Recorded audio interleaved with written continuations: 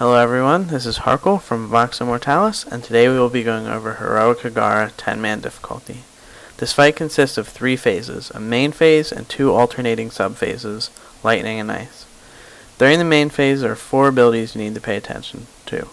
The first ability is Ice Lance. Ice Lance will spawn 3 lances around the room, and each lance will shoot 15 bolts towards their target. The bolts will cause a stacking debuff, causing all frost damage taken to be increased and reducing melee speed. The bolts can be intercepted by any raid member. To stop this ability from stacking too high on any single player, we had 3 teams of 1 ranged and 1 healer interrupt about 6 bolts per person on the team until the bolts despawned. The second move in the main phase is Shattered Ice. Hagara will cast this on a random player in a cone in front of her. To guarantee that this hit our tank, we had everyone be behind a 180-degree mark behind her. So the tank was the only possible target that she could hit. The third move is Focused Assault. Unlike normal where you can just backpedal to dodge it, this needs to be cooldowned and heavily healed through because it will do a lot of damage to the tank. The final move in the main phase is Ice Tomb. This does not happen the first main phase, but it will happen the second and every subsequent main phase. Ice Tomb will target 2 random raid members, and then they'll need to be DPS'd. They'll need to have their tombs DPS down. The tombs will not splash when they land, so you can have them stack up near other players. We designated a spot to the left of our melee group for both tombs to stack, and then have melee cleaves and range break them out. After the first main phase, it will either switch to a lightning or an ice phase. We got our ice phase first. During this phase, Hagara will cast a water shield on herself, causing her to be immune to all damage. There will also be 4 frozen binding crystals that spawn that need to be DPS down in order to transition to the next phase. To make this a challenge, there's also 4 ice waves that spawn equally distant apart that will rotate around the outside of the room where the frozen binding crystals are. In the center of the room, there will be a watery entrenchment bubble. Anyone who steps in this bubble will get a movement impairing debuff and will be taking constant AoE damage.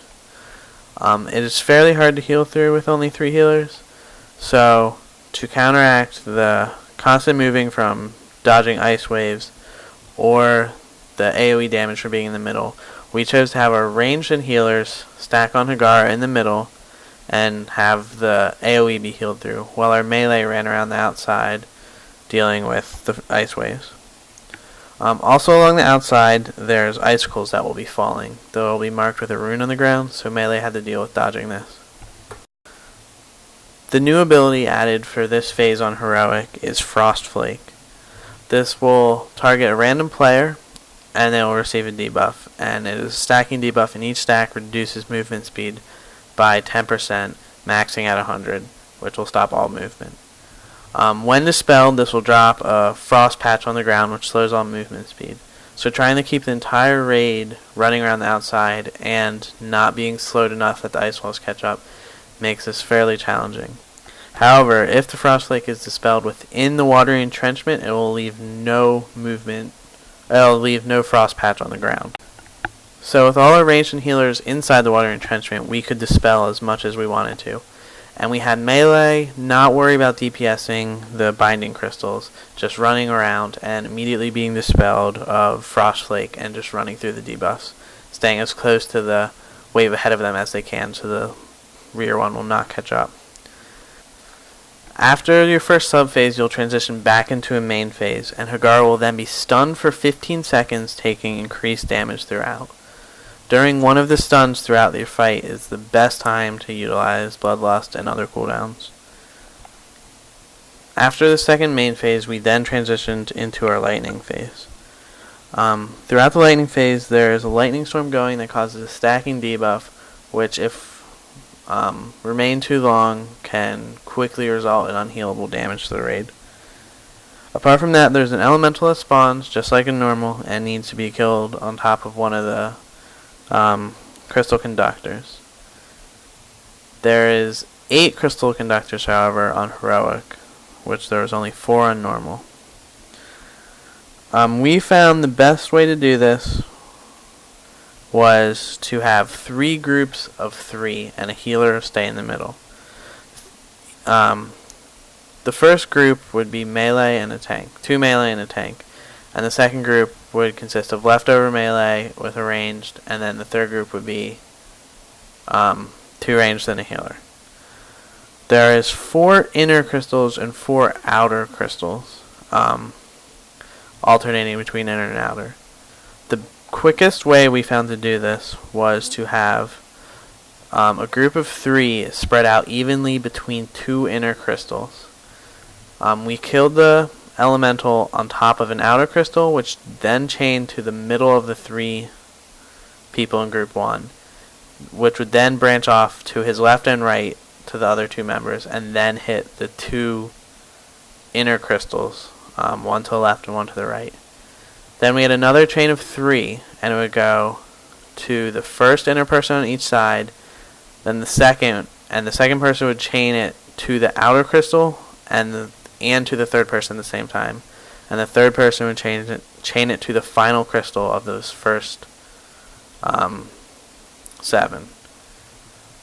The leftover crystal we handled by having our tank from the first group immediately after his chain went off to start running towards it, and then, as you'll see me, run past the crystal I chained to and connect to him to finish it.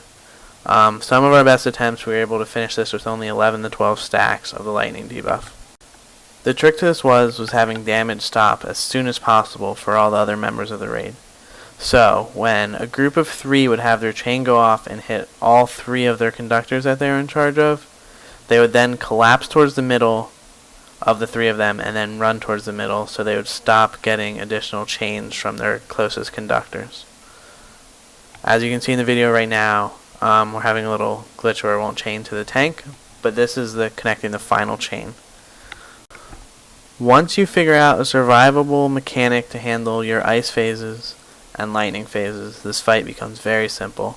Within several attempts of having a final strategy set for both of those phases, we were able to down the boss. The most important thing is getting through those 2 sub-phases as fast as possible without causing major risks to the raid. Thank you all for watching. Please leave any suggestions and opinions below in the comments. Good luck. Don't get me, just kill the boss. Sorry, I just can't get up there fast enough from where I am. Good job, guys. Woot. Yay! Well done. Very good job.